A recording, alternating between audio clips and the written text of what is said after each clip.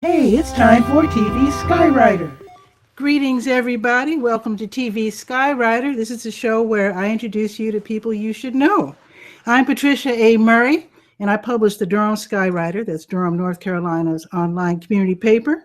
And I also host, obviously, TV Skywriter, which we're doing now. There is a weekday edition for what we call local folks. Sometimes Sunday's not good if you're a, nonprofit or governmental representative or employee. And so that is why I make the weekday show available. That's like 20 minutes, like a quick 20 minutes. But today, this is our usual Sunday show. And this gentleman here, I just had a good vibe about him, met him on the number 8 bus.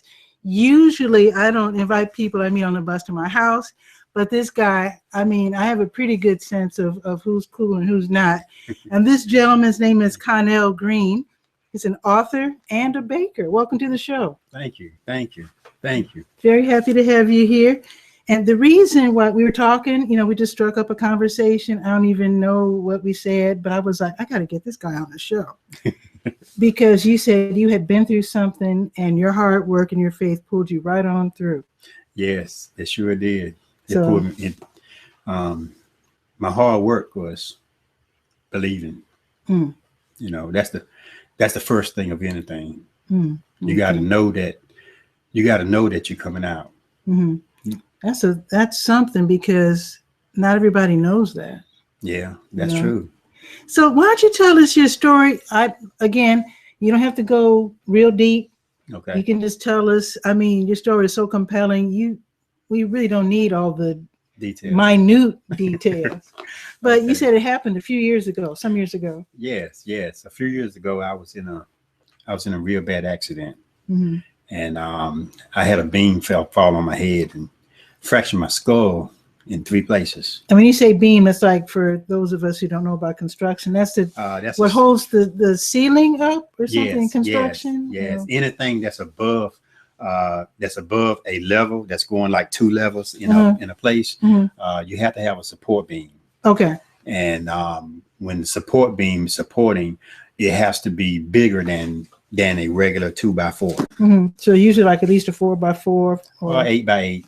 And they hit you in the head? Yes. You didn't see it coming? I did not. Nobody see it yelled coming. out, look out? No, Or, it was above me. Mhm. So, Wow. So what happened? What was the damage? well, when it hit me in the head, at first I was, you know how us men is, right? We try Tough. to shake things Yeah. off, but That was a little bit too much to shake yeah, off. I couldn't shake all that off, and but after a while I started feeling dizzy. Mm. Mm-hmm. Things began to change. First of all, my speech started to go. Mm-hmm. Things started to change, not like if you was in an accident, and you was you had an open wound Mm-hmm. injury, Yeah. and blood skeeting everywhere, Yeah. and you just automatically go out and wake up in the hospital, and Right. 2 months later you have they tell you that you done lost everything, and Mm-hmm. you now have to go through all these formalities Yeah. in order to get back right to yourself. Okay, that's how it is on TV. Right. Okay, but that wasn't how it That happened wasn't with you? no, this was completely the opposite, because I had a closed head injury. Oh, okay. And with a closed head injury, that's when all your fluid stays on the inside because your skin hasn't broke. Okay. So because of that, things go a little bit slower than normal. Oh, okay. And so first my speech went, and I was aware of these things happening. How was it you were aware? I was aware. I was active Yeah. when these things was happening. I wasn't locked up Okay. in a hospital. Mm-hmm. Okay. So my speech began to go. You could hear your speech? Yeah. Okay. Yes. I Going? could hear it changing. Wow. And then after my speech went, then my hearing started to change. And it was so dramatic that I could hear people's footsteps Mm-hmm. outside of the house. Mm-hmm. And then one night I was laying in the bed, and it's like all my nerves in my head, just like, it feel like they drifted down my neck. Wow. And this was like real dramatic. Yeah. So my whole body was real sensitive to anything. Wow. And a couple of months later, I was. So you lived. Yes. You actually survived that. Yes. And you felt all of your senses. You said even your sense of like a movement and everything left you. Yes. So, I had to have doctors massage my arms and my legs to it's like a jump start, like like if a battery goes dead and it needs jump. They had to massage my arms and my legs to jumpstart that part of my brain that was damaged. Oh, okay. To get it back aware that it's still alive, that it still can. So move. You were paralyzed. Yes. Man. I was paralyzed. I had to have somebody to actually give me shots. My chemical imbalance had stopped working. The fluids around my intestines had stopped working. You were in bad shape. Yes. So I had to take chemical imbalance shots in order to keep my body working. Wow. And were you able? Well, if you can't move, you can't eat. Yes, I had to have somebody to help feed me as well. Wow. And so it was real dramatic. I had stayed in the house when I went to the hospital. Well, you know what? I ain't gonna tell all of it. No, you don't have to. You don't have to because you're an author, and I have a feeling we're gonna read about it. Yes. I'm not gonna tell all of it. That's gonna be the surprise. Of the book, of the first book.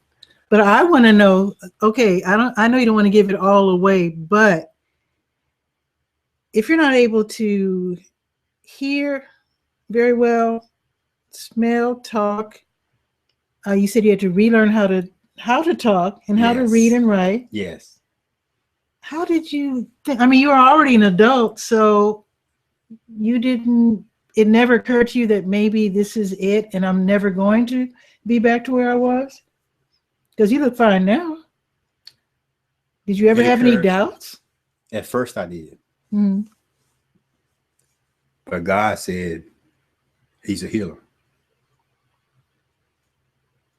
He said, first you got to believe. And I remember 20 years before this had happened, period. I was in church, and I thank God for the pastor there. She inspired me so much. She told me one thing she always said. She said, I'm slow, but I'm sure.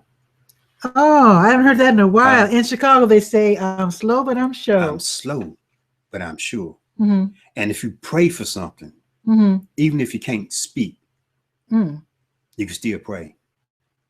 Okay. If you can't hear, you can still get a prayer through. Okay. And listen to what God has to say to your church, which is your body. Okay. He'll give you instructions that no one else can give you. It may seem strange and crazy to someone else, but they're not you. Each person has their own instructions. Each person had their own instructions. Okay, now when you said believe, are you talking about believe in God or believe in yourself that you can heal? No, believe in God. Okay. Because he's the one that gives you instruction. He's the one that's a healer. You know, and I believe that now because I have been through it. And for the ones who have someone that's going through a dramatic change in their body or in the brain, wait on him. Be patient with him. Look for the signals. What kind of signals? Well, like for one, mine was because I couldn't do a lot of moving and stuff.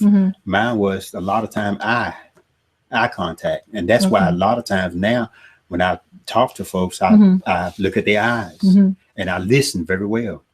Okay. And I remember this one lady. We was in the store. We was in a Bible store. You know, this was after you know, I started walking and stuff. And I remember we was in the Bible store, and I was going to get some cards because I love to give out spiritual cards. Yeah.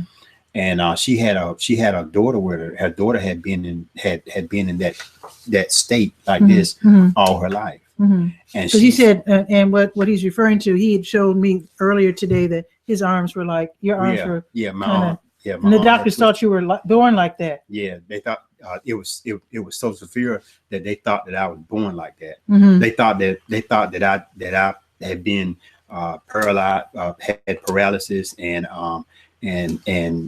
couldn't speak and Mm-hmm. couldn't hear and couldn't have to do anything. They thought that I was born like that. So that's why they kind of like brushed me off at first. Wow. But I remember a friend of mine came in and told them, said, no, he wasn't born like this. He was in an accident, you know. Mm-hmm. But anyway, this lady, I began to speak to her, and I said, I remember I told the young lady, I said, look, I said, your daughter, you know, God put the spirit in me to tell her. Said, look for signals in her. She's happy. She listens to everything that you say to her. And she wants to tell you how she feels. She wants to tell you that she's okay. She wants to tell you that she's happy. And as soon as I said that, the little girl couldn't speak. As soon as I said that, she smiled. The little girl smiled. Oh, really? And her mother said, what signal are you looking for me to look for? I said, look at her eyebrows. Yeah. Her eyebrows, she raises her eyebrows every time whenever you say something. Look at her eyebrows. She may do it 2 or 3 times like this right here to make contact, to let you know that she's there. Oh, okay. To let you know. Because every now and then I hear about people blinking. Yeah. Some people blink. Yeah. So you have to you have to look for these signals and learn from them. You know, and then not only that, read to them, because power is knowledge. And the more you read to them something that they don't know, then the more they learn something that they will know.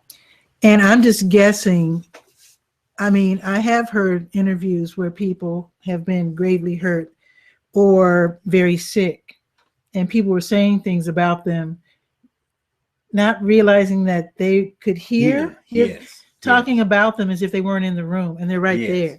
Yes. So I guess that would be some good advice too. If you're going to have those conversations, have respect. Exactly. Because they can hear everything that you say, even though they can't. They have no way of letting you know, no reaction to every word and everything that you say. That does not mean that they cannot hear, and those emotional scars remain, and they can. That's why sometimes you may be in front of one and they and you give them something and then they take it and throw it away, or you know, or do like this and not play too much, or you know, or you know, or scratch you and stuff. It's because they have heard something that you have said. Okay. And because they have no reaction, you did not look at the signs that they was given. See what I'm saying? Yeah. But they are human too. They're human just like all of us are human. It's just that some of us have issues and things that we have to live with, you know, and that makes us different. But God still loves us. You know, we're still God's children. You know, and I mean, just like me right now, you know, I still have some problems with that. You know, sometimes I still can't get out of bed. You know, when it hits me real bad. Yeah. You mean pain or memory? No, not pain and memories. I mean the scar. You know, you ever heard that saying, say, if you ever break a leg when the weather changes, you can still feel it. I've heard that. Or if you've broken a bone, and you can feel the humidity in the air and all that kind of stuff. Well, evidently this happened to be in my skull. So and I hate headaches. Yeah. So when the weather changes, you can feel it. I can't get up. You know. Wow. And so what does it take for you to get up on those days? Well, because you have to get up. There is again signs. See, God don't leave us alone. He prepares. He's smart. See, right back to it. He prepares for everything we need. All right. See, so before that time, I know when the weather getting ready to change. Okay. So I prepare myself for everything. Okay. I prepare my meal, so I know for a fact that I'll be eating the same thing for the next 2 or 3 days. So I can't be able to cook. I make sure that I have me a pot beside my bed because I know for a fact I won't be able to make it to the bathroom. You see what I'm saying? Yeah. So I make these little small changes I got You see what I'm saying? I got you. Yeah. And I call people, let them know. I make all my cancellations. Mhm. Make sure I say, look, I won't be around for the next couple of days. Mhm. I may not even be able to call you because I know Mhm. that next couple of days I will be in the bed, Mhm. not answering the door, not answering the Gee. phone. You see what I'm saying? Yeah. Because I know It sounds terrible. I just wish Yes. you could take a pill to fix that. you can't fix it. Yeah. But Yeah. see what I'm saying? Yeah. You have to know who you are. You have to know these things. Mhm. That's where wisdom and knowledge come in at. Mhm. And I know how long it's going to last. Mhm. See, that's the wisdom So of God. so you work with it. Right. So you work Exactly. with You can't change it. You can't change it. You have to Mhm. work with it. Mhm. And as you work with it, you begin to learn from it. You begin to use it for your best interest. And I guess, what I said was pretty stupid, but seeing how far you've come, I guess maybe 1 or 2 painful days in bed is almost worth it. Yeah, it I mean, is. considering Considering the circumstances, I mean, it's great. I ain't gonna do it again now. Yeah. But I mean, it's like one of those things where you say, you know what, hey, I can live with it. Mhm. You know what I'm saying? Live with and work with it. Live with it and work with it. I mean, Mhm. considering that now I'm able to do all the things that some of the things I couldn't do before, Mhm. but I'm better than I was before Mhm. because I've learned how to listen and I've learned how to obey. I learned Mhm. how to humble myself. Mhm. You see what I'm saying? And so now where I'm at now, I'm gonna listen. If you got something to say to me to help me, I'm gonna listen. Okay. Now, earlier you said belief takes work, Yes. and I want you to Yes. explain that. Because for some people, it's just unquestionable. But here's the thing. Let me tell you a quick story. Okay. Okay. For a short while, I worked at DSS. Uh-huh. I was hired as Durham County Department of Social Services. I was hired to do the first ever Durham County Senior Resource Guide. Uh-huh. So they sat me in there with the social workers. Uh-huh. And it was cool. I really enjoyed it.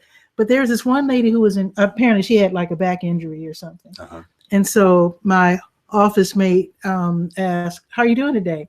Uh-huh. And she said, "Oh, I feel great. God is good." And then she walked by. I was thinking, I always hear people praise God when everything's great. I said, even if she was in a lot of pain and feeling horrible, God's still good. Yeah. And she said, well, yeah, that's right. But it's funny though. So if you're not challenged, it's easy. It's real easy to be faithful. Yes. But when you're going through, see, that's the hardest part. Yeah. That's when the real work come in, because it's like they say, you know what, I'm gonna buy you ice cream cone today, because you're being so good. Right whenever you get to the counter to buy the ice cream cone, something happens, somebody comes along and they shove you accidentally, right? And you near about tip over, and the first thing you do is get mad, right? And you go berserk, and the person that's buying you the ice cream cone said you almost made it. Then you'd be like, man, why did I do that? Right. Do you see what I'm saying? But just suppose if that person shoves you, and you'd be like, oh man, if I made ice cream cone today, I'm still gonna be good. You still get your prize. I got you. So the prize, so the hard work is, can you still humble yourself? I got you. See what I'm saying? Through the hardship, through the trials, can you still say God is good? When somebody do you wrongly, can you still give not that fake, not that fake joy, but that real joy? See what I'm saying? Can you tell the difference? Oh yes. Tell me what the difference is. The difference is I'm gonna praise God regardless now. You see? Yeah. Hey, I still shout just like I did then. I still shout in the house. Oh yeah, get it on, get my shout on. Look, when I'm hurting and when I'm not. Why? Because if somebody upsets me or something happened that day that I didn't want to happen, or something did not go my way, God still do his praise. Okay, I got you. See, and I done been through enough to not praise him, to not say, I got you. God, you still good.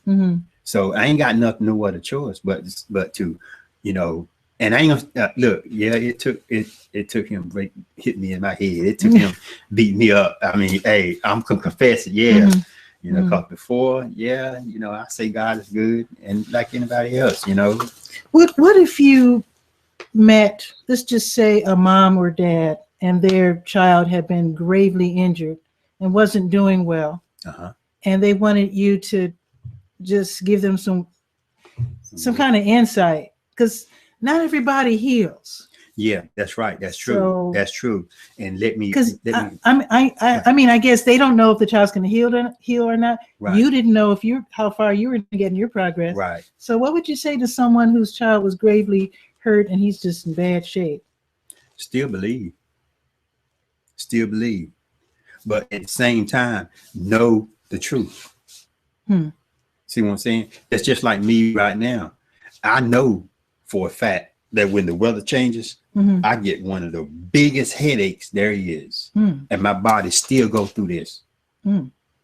But do that make me not heal? Okay. Do that make me say, Lord, you did not do what you said you were gonna do? No. I'm walking again. See, some things you can't change, some things you can't fix, but that still don't mean God did not move. It's just time for some people. Some people have time. And if he called you, for some reason, it just wasn't my time. He had another job for me to do. And, you know, I know we live to die, you know, and some people have to move on, you know, and but some people are meant to live, meant to have a second chance. And from my understanding, for me, my second chance was to what? To help others, not to be selfish with myself, you know, but to take what he have given me. Like when I was explaining about the spiral staircase years ago, he showed me going down the spiral staircase. And before you said in a dream, yes, yeah, because we were talking about that earlier, about this dream he had. Yes, in a dream vision. And I'm going down the spiral staircase, and before I reached the bottom, God came to me in these real good golden bright hands, real big, and he had a gift in him. And he said to me, this was before anything happened. He said to me, he said, before you go down all the way down to the bottom, take this gift and you can go back up. Take this gift from my hands and use it, and you can live. And I questioned. So when you woke up, what did you think about that? When I woke up, you know, I was like, God, it's, you know, I feel weird. I feel good, but writing. Oh, that was the gift that he gave to me. Yes, writing and baking. Oh, writing and baking. But I didn't know right then. But then he gave me another vision of me in a restaurant, and I was baking, and people were reading my book. Oh wow, he's just telling you in black and white. You know, and I was like, and this was before anything had happened. Yeah, and I was like, Lord, what's this? You were wondering if that was you. Yeah, no, it's not me. That's you know, you know what I do, you know. And God said, use my gift and you will live. And now you make cookies. Yes, I make cookies and I write books. The first book is called CDs.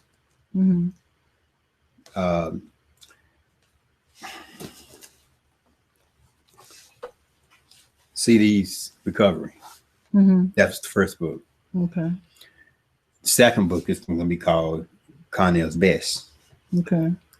And when it hits stores, when it come out, I want you to look at it. I want you to read it. I want you to buy it. Because see, what we fail to realize is that a lot of times we stay behind. We use what we have and we keep going over the same thing over and over and over. Okay. Well, sometimes you got to change your pattern. You got to change your footsteps. And if God have given you something and given you another footstep up, then you got to go with it. You can't just stay in the back all the time. You know, because maybe you're more comfortable there. Yeah. And see, that's us. that's a lot of time. That's the way we are because we are human. We are always comfortable with familiarity, you know. But if you want the newness, you'll step out on faith and take that extra step up and walk in newness. And you know what I'm saying, walk in joy. You know, you'll walk in things that you never walked in before, and you'll see things that you never seen before. But you'll also uphold things that you never held before. See, and in doing that, again, God began to get His glory. You know, on higher planes, and He goes up, you go up. I like that. I like that. So you got to not be afraid, not be fearful. Take a step. You know, take a step up higher. You know, but also He puts in remembrance that don't forget where you come from either. You know, yeah, you keep some of the stuff, but don't forget where you came from. Exactly. And I Putting don't on airs and all that. Yeah, and I don't forget none of the people that helped me in the past. None. I have a question about faith for you. Yes. Okay. This happened back home. There was a family I used to know. The parents were, you know, God-fearing. You know, love the church. You know, they did a lot of extras. You know how you go to church on Sunday, and sometimes you do something extra for the church. You know, you do a lot of work for the church for free, and you go to the Wednesday meetings, and your life is centered around the church. Okay. This family, their child got sick and died. A child, this little kid. And my mom said that this lady, I'm going to say she totally lost her faith, but her faith was shaken. And she had a talk with my mom. She couldn't understand how it was, after all they did for God, that their child still died. And I mean, well, my mom didn't. I mean, none of us really know truly the answer. But the best my mom could come up with was something that was pretty good, I thought. She said, well, you might center your life around the church, but that still doesn't give you a special ticket. You know what I mean? It doesn't keep you from suffering some of the pains of life.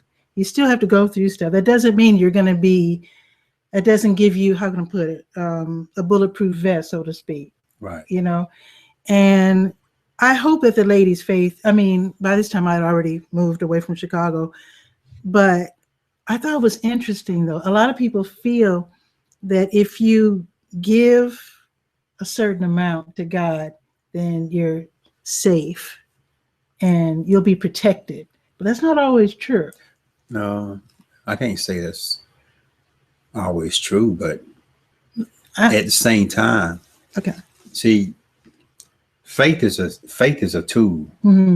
He said, have faith as a mustard seed, right? A little bit of faith, right?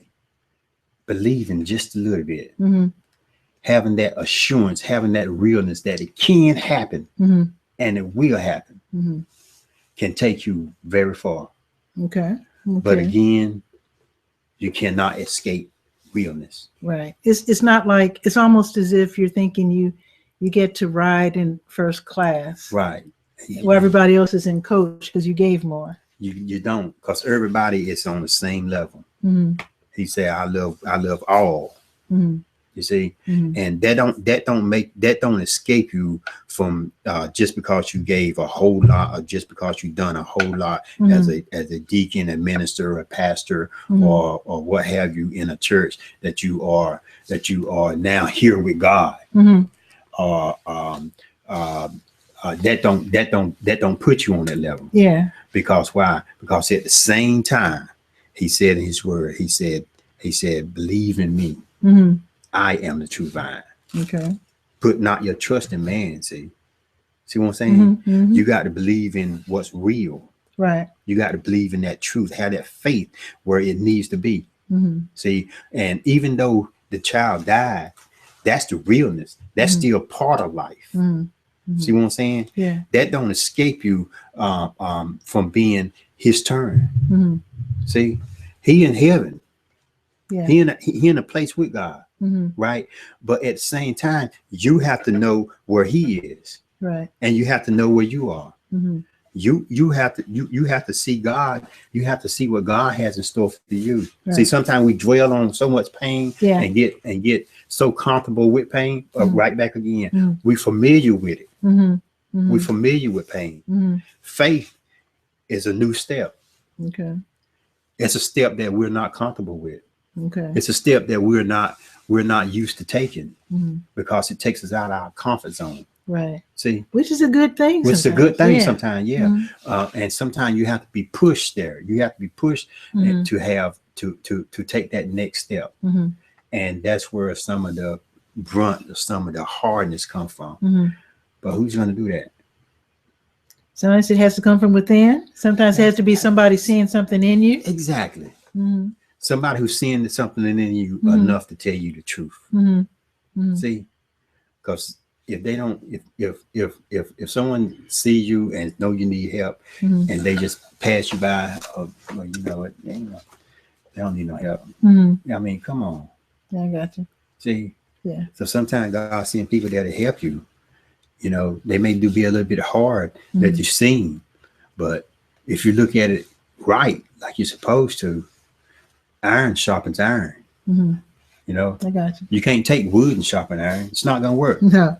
You know, iron sharpens iron. So it takes somebody who knows that. Mm-hmm. It knows where you are, and in order to help bring you out. Okay. And they may be a little bit blunt. Mm-hmm. You know, and speaking of that, that's good to know. Speaking of that, I had a very good friend of mine that that last week, you know, I kind of like brushed him the wrong way, mm-hmm.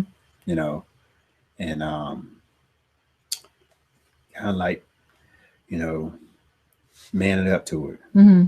And that's one of the things that I was speaking on today. Mm-hmm. Sometimes you can't run from everything. Yeah. Yeah. Sometimes you have to look things right in the eye, mm-hmm. face it, mm-hmm. you know. Definitely. And facing it, you begin to. So were you able to talk with him? Yeah. Might take a little while. Yeah. Yeah. Mm-hmm. But it's going to be okay. Mm-hmm. I mean, he's a good friend, mm-hmm. you know, and you know, when you really know that you really did something wrong mm-hmm. to someone or really hurt someone, you feel it too. Yeah.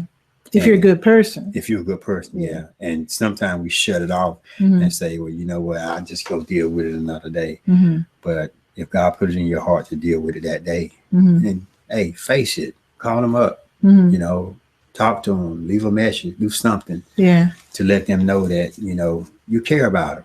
Yeah. You know, and I hope it works out. I know it will. It will. You know, and that's a good thing. Mm-hmm. You know. Or you can take them some of these. Now, the smell of these cookies are overwhelming me right now. Oh, yes. So tell us about Connell's best cookies and hold them up to the camera so we can see.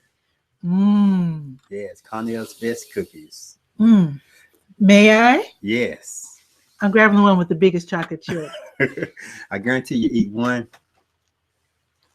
You have to have another one. It's light. Nice touch of chocolate. This is it. So how do you sell these out of your house, or you package these in a store, or what? Yeah, this is so good.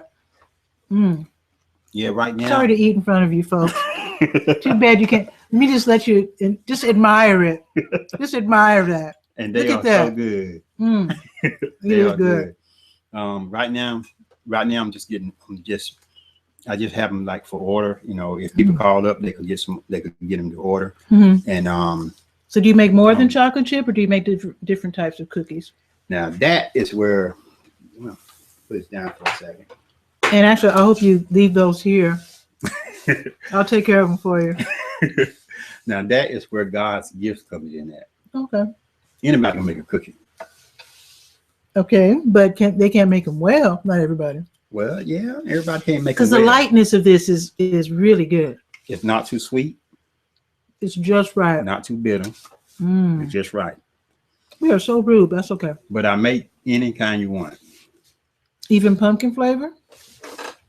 Now, speaking of pumpkin flavors, yes, it's pumpkin season. Yes. Okay. Yes. And I got a new one that I'm getting ready to try out. Mm-hmm. And I haven't tried it yet, but I'm getting ready to try it out. See, that's the gift. The gift is, okay, if you come to me and you say, Mr. Green, I want a peanut butter chocolate chip raisin cookie with almonds and cashews in it. Wow, that's a rich cookie. Right. Mm-hmm. I can make it for you right then. Right. And I guarantee you, which I have never made one before, I can make it for you right then and it come out exactly how you want it. Wow. That's the gift. That's the gift. I think the gift is recognizing your talent, because you weren't making cookies before, were you? Nope. Wasn't making cookies before. I was laying on the bed. I remember I was laying on the bed, and God gave me this recipe to make cookies, and I was like, make cookies. And I can imagine you were like, that's a weird thing to do. Yeah, and I'm not gonna lie to you. When I the first couple of them, I threw them through a wall, threw them through a window. They was hard. They, Hockey pucks. And so you have to learn. It took course of Now time. God's not going to make it so easy that you don't have to put any work into it. Exactly, like anything else, you have to put work into it. If you want the best, that's why it's now Connell's best, because I'm putting my best foot forward. I'm taking forth everything that I have in life now and putting my best foot forward. Love it. I'm taking it up. What's your dream for these cookies?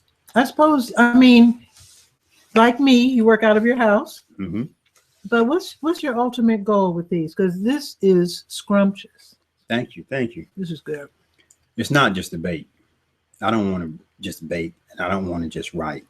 I want to utilize these talents right here to help someone else. Okay. To let them know you can do something else. You don't have to stay where you are. Fight. You got a chance to fight to become who you want to be, to make changes, to make your dreams come true. And in doing so, you have to go through things. You have to sleep where you don't want to sleep. You have to stay where you don't want to stay for a little while. You have to be real with who you are and accept that, but still work on your dream. And in doing so, it may take a couple of years, but hey, who got years? Well, we don't know how much time we have. Exactly my point. So I live every day as is my last. Okay. I have joy and peace as it's my last. See, I try to please. I try to not please, but I try to make people happy, make people feel the realness as though it's my last. When I meet people, I try to make sure that, hey, I'm meeting you for the first time. I want to make you feel comfortable. Okay. Just like if vice like when we met on the bus. Yeah, like we met on the bus. Because it's weird for me. I usually don't invite people into my home. Right. I understand. And I didn't even know you made cookies. I'm just saying. Yeah, I understand that. Now, what you're teaching us, though, reminds me of something that I heard on the radio. I was listening to one of those advice shows. And this man Susie, what's her name? She does the financial advice. It's a national program. This lady was speaking to the caller. He said that he was in the banking business. Now, this was during the downturn of the economy, like 2008, 9, whatever. This man said that he hadn't worked for X amount of months and that he was looking for work. The lady asked him, what kind of work do you do? He says, I'm in banking. And he was making 6 figures, making really, really good money. And through the conversation, the lady realized that this man was only looking for the exact same job that he was doing. Now, I don't know how much you follow the banking industry. I don't very much, but I do remember hearing about banks taking over other banks. And that means if this bank takes over this bank, they only need one marketing department, right, and one whatever, so they're consolidating. There's fewer jobs, right. Right. So this guy is looking for the exact same job for the exact same money. Mm-hmm. That lady almost cussed him. I never heard her get mad before, but she was like, that job is gone. Mm-hmm. It's not coming back. Find something else you can do. Get off your butt and go do something. Because he was living off of his, unemployment. Mm-hmm. And he was kind of boo-hooing Mm-hmm. about, I can't find this 6-figure job. She said, that's gone. Yeah. Yeah. She said, what else do you do? And he was just like, what do you mean? And you do remember hearing stories where certain guys, they lose their job and they kill their family and freak out. Yeah. And yeah. it's just like, you can't identify with one thing so strongly that when you lose it, you have to kill yourself. Exactly. And that's a you didn't. Well, I didn't, because look, I'm gonna be honest with you. When I was young, my mom used to say, look, yeah, y'all better get out there and work. Mm-hmm. See what I'm saying? Giving us a foundation. Mm-hmm. You know what I'm saying? Learning how to cut wood, learning how to mow grass, learning how to do all things around the house. Mm-hmm. But as us growing up, we had to learn these things, mm-hmm. but we had to be pushed to learn these things. Yeah. And so as we got older, we was like, okay, I know how to do this. I know how to do this. Mm-hmm. And, again, iron sharpens iron. Mm-hmm. So as I began to utilize these tools, mm-hmm. begin to utilize these things in life, mm-hmm. I began to get better at it. And one other thing that I didn't tell you mm-hmm. is that I also know how to do flower beds. Oh, really? Gardening? Oh, yes. Oh, yes. wow. Yes. I can take just, if you have just regular patch of dirt. Mm-hmm. If you want grass, I can make grass grow in it. Mm-hmm. If you want flower bed, I can make a flower bed. Okay. I put a flower bed there. And and it's not just me. You got to be proud of what you do. Mm-hmm. If you're usher at a door, mm-hmm. be proud of it. Yeah. If you just pick up trash, be proud of it. Yeah. Do it at your best. There was a kid when I was back home in Chicago. I grew up in what they would call, I guess, a middle class area. And sometimes some of the people were competitive. My dad's a judge, or my dad's a lawyer, whatever. There was a kid who was ashamed of his mom. Mm-hmm. I remember. And he was, I don't know how the conversation started. I mean, I was 10 years old. I don't remember the full conversation, but I was struck by the fact that this kid was ashamed of his mom. Mm-hmm. And I said, well, what does she do? And I don't know the job title, but basically when the King Drive bus would come to the old 93rd Street terminal, her job was to go through the bus and pick up the trash. Uh-huh. I don't know what that's called. Janitor, I don't know. Okay. Whatever that was, he was ashamed that she had that. Custodian. Maybe. Custodian. Yeah. He was ashamed that she had that kind of job. And I looked at his ample, fat little round tummy, and I said, looks like she's doing all right to me. Yeah. Fair. And so he was like, oh, okay. See, because our dad taught us that kids go to school, that's your job. Mm-hmm. The job of the adults is to take care of the family. Right. The kind of job, it doesn't matter. Right, exactly. He said his job, he was a social worker. Mm-hmm. All right. He didn't make a lot of money at all. In fact, I was shocked when I saw one of his paychecks once that they were able to send us to college.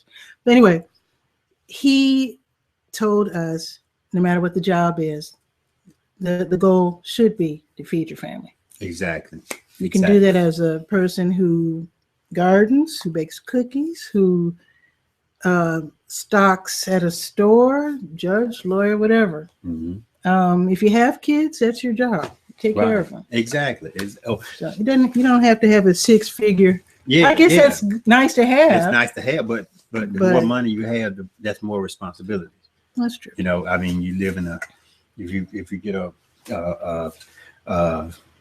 big place, you got to have more responsibilities. That's true. And I ain't gonna say that's a lot of headache, but you got to count up the costs. Yeah, don't take on more than you can handle. Exactly.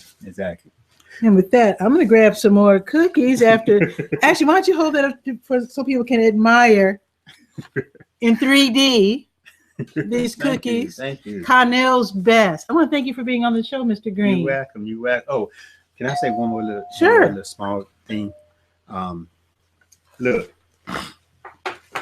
I want to also put it out for the neighborhood that I stay in as well. Mm-hmm. You know, been a lot of good friends there, mm-hmm. a lot of good people, mm-hmm. you know, and it don't matter where you stay at in life. What matters is how you want to live.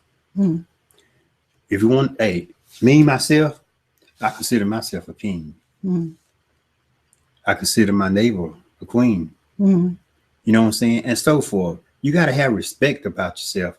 You got to have respect about where you live at, mm-hmm. you know, and, you know, and as long as you be who you are, mm-hmm. don't try to be nobody else. I'm trying to be me. Right. I ain't trying to be nobody else. I'm just trying to be me. Be real with who you are. That's great. And, you know, you respect your neighbors respect you, and live. You know, live. Mm-hmm. Live to the fullest. I don't have $1 billion. I don't have $1 trillion.